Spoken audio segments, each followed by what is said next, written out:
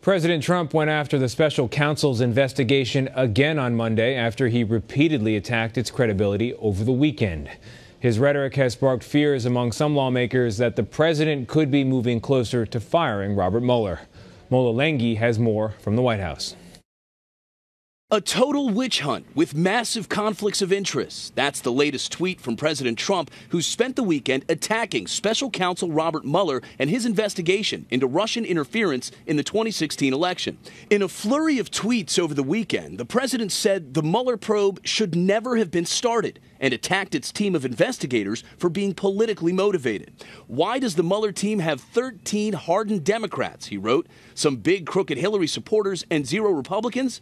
13 of the 17 members of Mueller's team are registered Democrats, but Mueller himself is a longtime Republican. A Trump-nominated Rod Rosenstein is who picked Bob Mueller. So give him the time, the resources, the independence to do his job. And when you are innocent, if the allegation is collusion with the Russians and there is no evidence of that, and you're innocent of that, act like it. Only Deputy Attorney General Rod Rosenstein can fire Bob Mueller, but lawmakers are warning the president not to interfere and pressure Rosenstein to end the investigation. On Saturday, John Dowd, the president's personal lawyer, called on Rosenstein to bring an end to the investigation. I think that people see that as a massive red line that can't be crossed. I hope that the pushback is now to keep the president from going there. White House attorney Ty Cobb tried to calm those fears, saying the president is not considering or discussing the firing of special counsel Robert Mueller. Mola, CBS News, the White House. And I'm joined now by Caitlin Huey-Burns. She's a national political reporter for RealClearPolitics, and she joins me now for hopefully some clarity on a confusing weekend and Monday. So President Trump had not directly criticized Bob Mueller by name, I believe, prior to this weekend. How significant is this, the shift to direct targeting? It's a significant shift because it's the first time he's mentioned him by name, as you said, but also he's talked about kind of the broader scope of the investigation as a witch hunt and as a hoax, but never really referred to special counsel Robert Mueller. So this shows that more of an interest in ending this probe. And we heard as much from John Dowd, his personal lawyer, over the course of the weekend, who then kind of corrected to say he was speaking for himself. You also have the White House lawyer, Ty Cobb, saying, look, we're not thinking about this at this time. What's really significant here, though, is why and why now. And there are a couple different things at play. Remember, on Friday night, Andrew McCabe was fired from the FBI, and Trump felt vindicated in a lot of ways. He was really had been calling for that, had been cheering it over the weekend, and then there's also this news that came last week from reporting that Mueller has issued subpoenas for the Trump organization.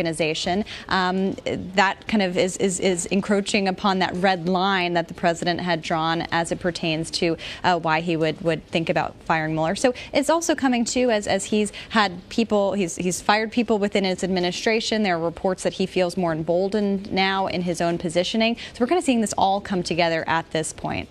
You mentioned the request for documents. Documents have been turned over. The Washington Post reporting today that Team Trump, his lawyers, have handed over documents to the Mueller investigation, reportedly in a bid to limit the scope of what questions that would go to the president? Right, exactly. Yeah. There is a lot of concern, according to this reporting and reporting that we've seen and conversations we've all had, about concerns about what the president would say in discussions with the special counsel. We saw just last week, for example, that he had made up some things when talking to the Prime Minister of Canada. And so there's that concern. So it seems the strategy here is to show cooperation, but also to kind of get an idea, kind of limit the parameters of this discussion, really to prevent the president from doing something that people don't want him to do.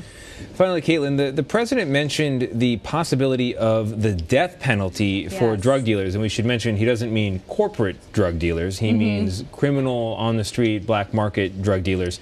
Yeah. That kind of rhetoric has been heard before, but not since the 1980s, maybe the early 1990s. How do you think it's going to play politically?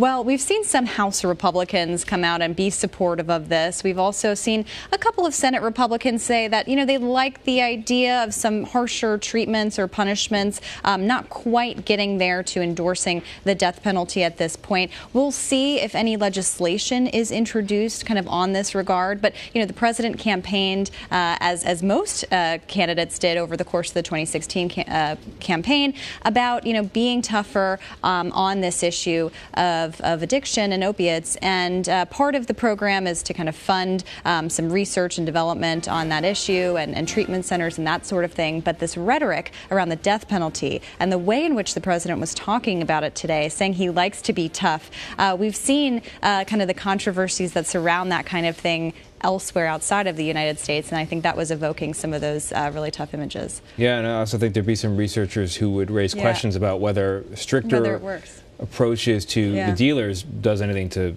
stem the problem. Right, exactly. Caitlin Huey-Burns, thank you. Real Clear Politics.